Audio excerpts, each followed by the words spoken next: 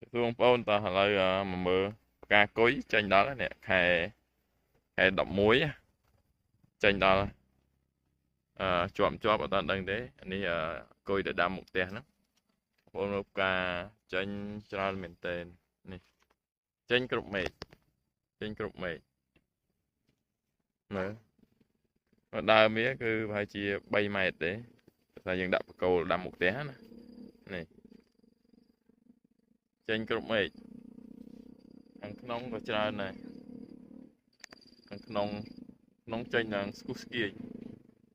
ចេញដល់នេះឃើញទេអូសិតជាផ្លែជាប់វិញនឹងមិននេះផ្កាវាក៏អូបផ្កាវាក៏អូបនេះ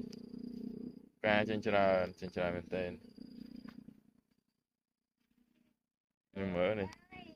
គឺចេញគ្រប់មេឃនេះនេះហូនគ្រប់មេឃតែម្ដងខាងក្នុងឡើងដល់ហើយនេះយល់ផ្កាមកជុំហ្មងយល់នេះមកខាងក្នុងនេះខាងក្នុងសិតផ្កាខ្លះណាវាទៅតែចោកវាទៅចេញណាបងមើលខាងក្នុងអូដល់ហើយអូមានខ្មុំមួយទៀតច្រើនឥឡូវយើងមកមើលជ្រុងខាងនេះវិញនេះអូផ្កាណាក៏ផ្កាមើលដល់នេះខ្ញុំបងប្អូនខ្លះគាត់អត់ស្គាល់ផ្កាគុយទេអានេះផ្កាណាបងប្អូនខ្លះឃើញតែផ្លែ